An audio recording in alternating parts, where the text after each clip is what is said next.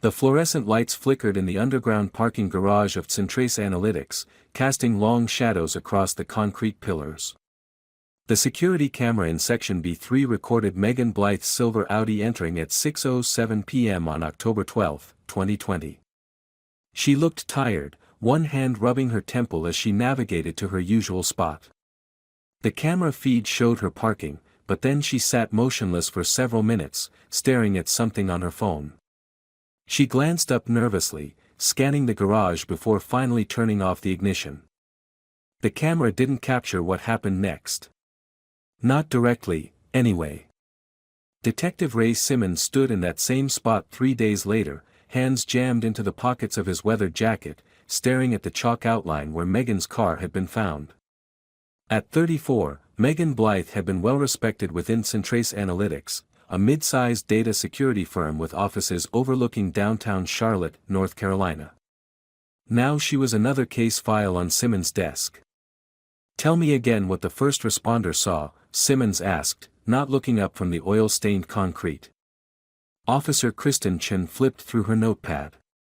"Security guard found her at midnight during routine patrol. Engine still running, windows fogged. She was in the driver's seat, zip tie pulled tight around her neck. No signs of struggle. Purse untouched on the passenger seat with wallet, cash, cards all present." "So not a robbery," Simmons muttered. "And the cameras?" Chen shook her head. "Nothing useful. She came in alone at 6:07. There's about 40 minutes of blind spot where her car was parked. Building has cameras at all entrances, but there are gaps in coverage down here." "Convenient," Simmons said. He walked slowly around the empty parking space, examining the nearby concrete pillars, the overhead pipes, the security camera angled just too far away to be useful. "What about her workstation?" "Company's being cooperative but cautious. Legal team hovering over everything." Simmons frowned. "Let's go talk to her colleagues." The elevator ride to the 14th floor was silent. Centrace Analytics occupied 3 floors of the building, with keycard access required at every threshold. The company specialized in data security for corporate and government clients, managing sensitive information most people would never know existed. Megan's desk was in a corner section marked Red Line Division. The rest of the office was open plan, but Red Line had frosted glass partitions and additional security doors. "I'll need to speak with her supervisor," Simmons said to the HR director who'd been assigned to shadow them. "That would be Marcus Webb. He's waiting in the conference room." Marcus Webb was a trim man in his early 40s with a carefully groomed beard and tired eyes. He'd been up all night dealing with the situation. "Detective Simmons," Webb said, shaking hands firmly. "This is a tragedy. Megan was one of our best. I understand she requested a transfer recently. Out of your division." Webb's expression tightened almost imperceptibly. "Yes. About 3 weeks ago. She cited stress and wanting to pursue other interests within the company." "Was that unusual?" "Not entirely. Red Line handles sensitive data management for high-profile clients. The pressure can be intense." "What kind of clients?" Simmons asked. "I'm afraid that's confidential," Webb said smoothly. "But I can tell you we work with various sectors including finance, healthcare, and occasionally government contractors." Simmons leaned forward. "Mr. Webb, a woman is dead. Your employee. If there's any connection to her work here." "We have no reason to believe there is," Webb interrupted. "We're as shocked as anyone. Megan was valued here." "Then you won't mind if we take a look at her work computer and files?" Webb hesitated. "Of course. Though our IT department has already secured her accounts as per protocol. I'll have them prepare access for you." As Webb left to make arrangements, Simmons turned to Chen. "He's nervous about something." "The whole place is on edge," Chen observed. "I talked to 3 of her coworkers while waiting. They all mentioned she'd been anxious the past month. Jumping at sounds, working late, keeping to herself. Let's find out why. The IT specialist assigned to them was a young woman named Jada Williams, with bright blue hair and a sleeve of tattoos disappearing beneath her corporate attire. Her fingers moved quickly across the keyboard as she logged into Megan's workstation. Her files were automatically locked when HR processed her death, Jada explained, uncomfortable with the last word. I'm reinstating access now. Were you friends with Megan? Simmons asked gently. Jada's hands paused momentarily. We had lunch sometimes. She helped me when I first started. She was smart, you know. Really methodical. Everything had to be in its exact place. Was she worried about anything recently? She stopped coming to lunch about a month ago. Said she was busy with a new project. Jada bit her lip. But there was this one time, maybe 2 weeks back. I ran into her in the bathroom. She was just staring at herself in the mirror. When she saw me, she asked if I thought the company monitored the bathrooms. Who asks that, right? The computer screen lit up with Megan's desktop. Dozens of neatly organized folders appeared. Let me show you her recent files, Jada offered, navigating through directories. That's weird. What is it? Simmons asked, leaning closer. There should be more here. She was working on the Osprey project for weeks. Jada's brow furrowed as she clicked through several locations. It's gone. The whole directory. Could she have deleted it? No, look. Jada pulled up a log file. It was deleted yesterday morning at 3:17 a.m. Not by her account. She pointed to the admin credentials listed. That's strange too. This admin ID doesn't exist in our system anymore. Simmons exchanged a glance with Chen. Can you recover any of it? I can try. But if someone with that level of access wanted it gone. Jada trailed off, already typing. While Jada worked, Simmons interviewed more of Megan's colleagues. Most described her as brilliant but reserved, dedicated to her work. In recent weeks, several had noticed her becoming increasingly withdrawn and anxious. She asked me once if I ever worried about what we were really doing here, said Tomas Reyes, another Red Line analyst. I thought she was just stressed. We all wonder sometimes, you know. The compartmentalization, the secrecy. But it pays well, and they tell us we're helping national security. Did she ever mention something called Corex or Nova? Tomas stiffened. No. Never heard those terms. But his eyes had flickered to the left. He was lying. When Simmons returned to Megan's workstation, Jada looked frustrated. Most of it's gone for good. But I found something. Megan emailed herself from her work account 2 days ago. The email contained only an image attachment. Jada opened it to reveal a screenshot of an Excel spreadsheet. The image was blurry, as if taken hastily, but showed columns of clients and payment amounts. At the bottom was a note, non-billable, hold. Request Barry. The client list included several names, Meridian Defense Solutions, Westlake Strategy Group, and an entry labeled simply, Corex/Nova. What does that mean, Request Barry? Chen asked. Jada shook her head. I don't know. It's not terminology we use. Simmons made notes. We need to check her personal devices. Did she have a company laptop? Yes, she always took it home. Jada pulled up another screen. It's not connecting to our network now though. Megan's apartment was in a renovated textile mill 20 minutes from downtown. The detective obtained a warrant and found the place immaculate, almost obsessively organized. Bookshelves arranged by color, kitchen items perfectly aligned. No sign of forced entry. Her laptop sat on a desk by the window. The forensics tech opened it carefully. Battery's dead. Let me power it up. After connecting it, his expression grew troubled. This has been wiped. Completely reformatted. When? Simmons asked. Recently. Within the last 48 hours. The tech connected additional equipment. There's something else. The system log shows it was connected to an external device at 3:17 a.m. on the 13th, just 3 hours after her estimated time of death. Simmons stared out the window at the Charlotte skyline. Someone came here after she died. Took whatever was on that computer. In Megan's bedroom closet, they found a small fireproof safe. Inside was a USB drive and a handwritten note with a phone number. The USB contained personal photos, tax documents, and a single encrypted file that the tech couldn't immediately access. The phone number belonged to Alex Martinez, a reporter for the Charlotte Observer. Martinez agreed to meet at a coffee shop near the newspaper offices. He was younger than Simmons expected, nervous energy radiating as he continuously scanned the room. "I can't tell you much," Martinez said after Simmons introduced himself. "Source confidentiality."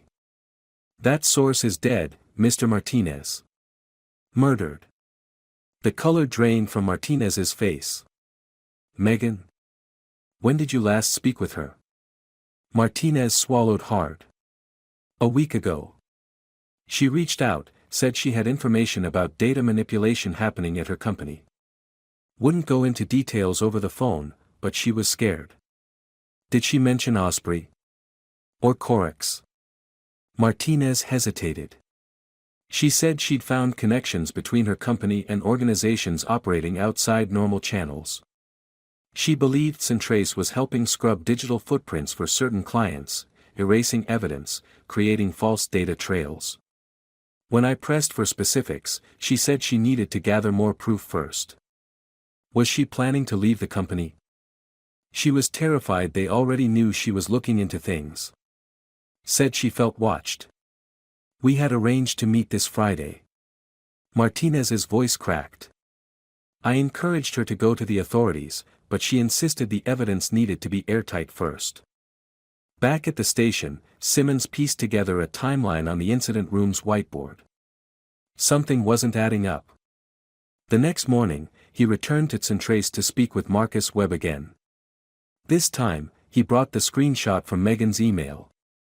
"I need to know what request Barry means, and what Corex/Nova is," Simmons said, sliding the image across the conference table. Webb's expression remained neutral, but a vein pulsed at his temple. "Detective, this appears to be confidential company information. I'll need to consult with legal before discussing this." "A woman is dead, Mr. Webb.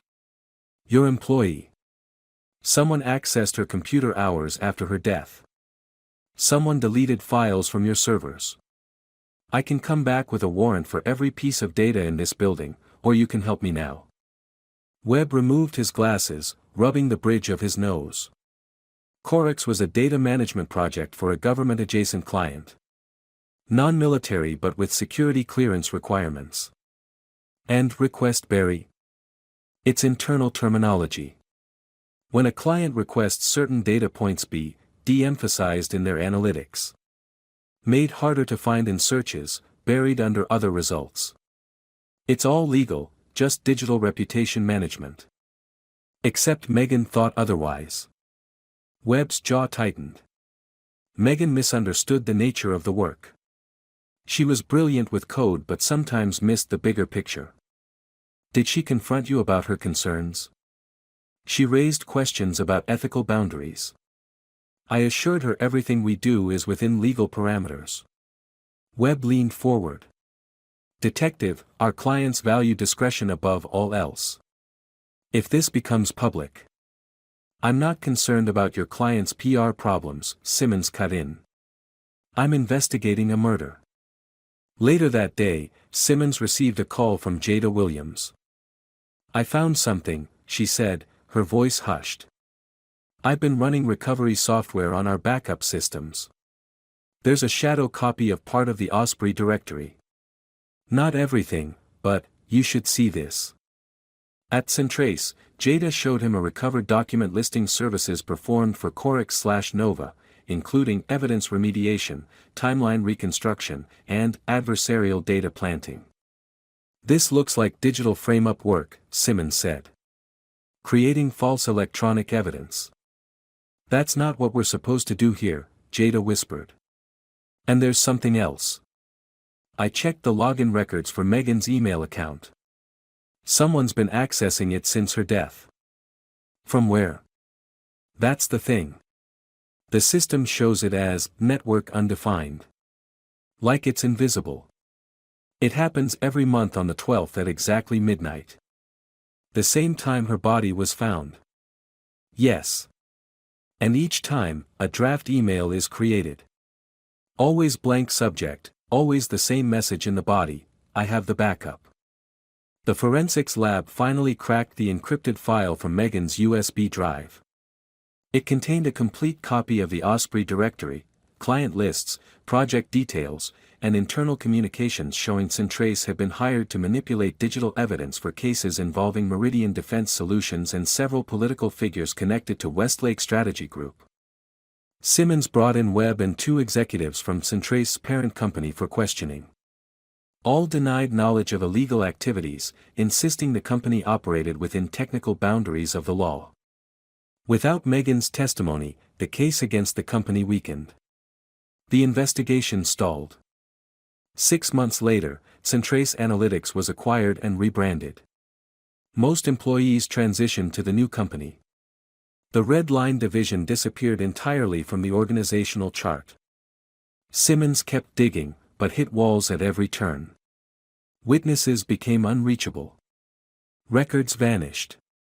Martinez published a carefully worded article about data manipulation but named no specific companies or individuals, citing ongoing investigations.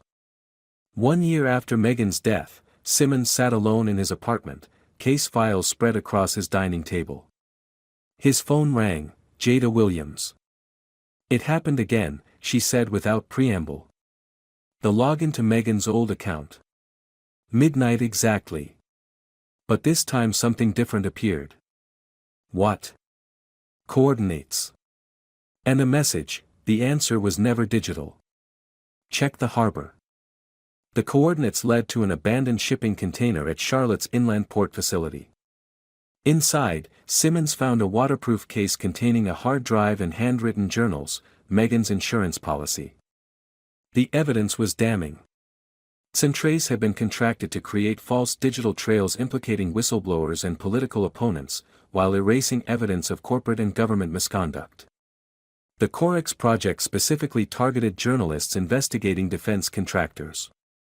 As Simmons prepared to bring the evidence to the federal prosecutor, his home was broken into. The hard drive disappeared. The case files were untouched, as if the intruder wanted him to know exactly what had been taken. 2 days later, his supervisor reassigned him. The case was officially closed due to insufficient evidence. But every month, on the 12th at midnight, a new draft appears in Megan Blythe's email account. Sometimes containing only a single word or phrase. Sometimes coordinates to new evidence caches. Always signed the same way. "I have the backup." Simmons has started to believe someone else from inside Centrace is continuing Megan's work, methodically releasing pieces of evidence, staying one step ahead of those who would bury the truth. He doesn't know who. But they know how to reach him when they're ready. Meanwhile, the restructured company continues operations under its new name. Their client list remains confidential. Their security has been enhanced. And somewhere in their systems, an invisible user moves through their network, gathering evidence, building a case that Megan Blythe started but couldn't finish. The zip tie that killed her came from a supply closet on the 14th floor, the same floor as the Red Line division. Security badges showed only 6 people accessed that floor the evening of her death. 5 have been cleared. The 6th was Marcus Webb. His alibi checked out initially, but recently Simmons discovered Webb's badge had been used simultaneously at 2 different doors, a technical impossibility suggesting credential cloning. When confronted, Webb disappeared. His bank accounts emptied. His house sold. As if he'd been prepared to vanish at a moment's notice. The investigation continues unofficially. Simmons keeps a dedicated phone that receives text messages from an untraceable number. The messages contain pieces of a puzzle he's still assembling. Somewhere, someone has the complete backup of everything Megan discovered. They're watching, waiting for the right moment to release it all. Until then, the midnight logins continue, a digital ghost keeping Megan's discovery alive, refusing to let her death be meaningless. The last message Simmons received was the most troubling yet. Webb was just the messenger. There are 13 more. Trust no badge. The next drop is where we first met. Bring no one. Whether it's a trap or the breakthrough he's been waiting for, Simmons knows he'll be there. For Megan. For the truth. For the answer to what happens when you discover your job isn't just managing data, but manipulating reality itself. The answer she paid for with her life.